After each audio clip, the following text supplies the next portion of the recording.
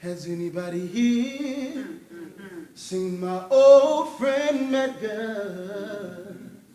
Can you tell me where he's gone?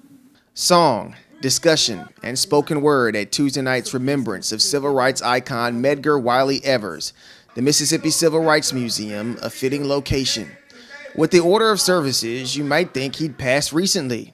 But 55 years this day, he was savagely gunned down in his own driveway in Jackson, the ultimate price for the ultimate public service.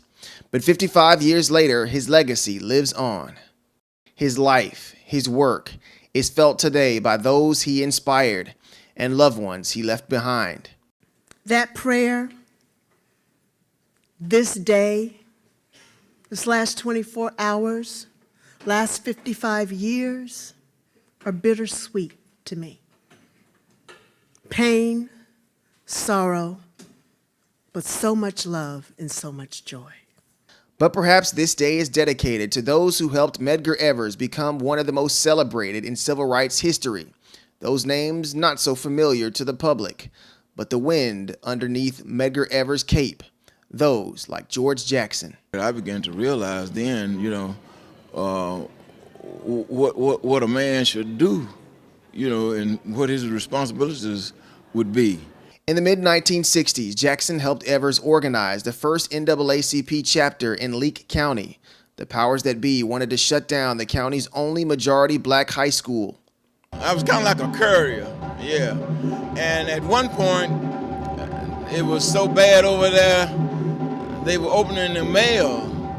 So Medgar started having anything that's any kind of correspondence that's going into Leake County, particularly with the NAACP information, bring it to that office or send it to that office, and I would pick it up and carry it out to Leake County.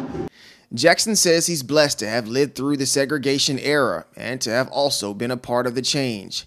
His memories of Medgar Evers are forever etched in his memory. As a matter of fact, the night he got killed, he called my wife before he left the office, and he told her, he said, Emma, everything is going well, but I'm tired. He told us, I'm just tired. That's the last time. And I was just thinking the other day, she might have been one of the last persons to talk to him, because that was just before he was leaving to go home, leaving office to go home.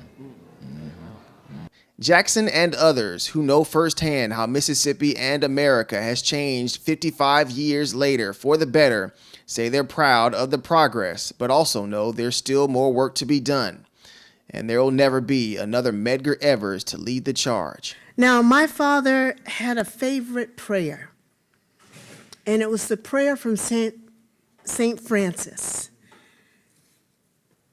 And it said, Lord, make me an instrument of thy peace. Where there is hatred, let me sow love. Where there is doubt, faith. Where there is despair, hope. Where there is darkness, light. And where there is sadness, joy. Eric Walker, JSU-TV.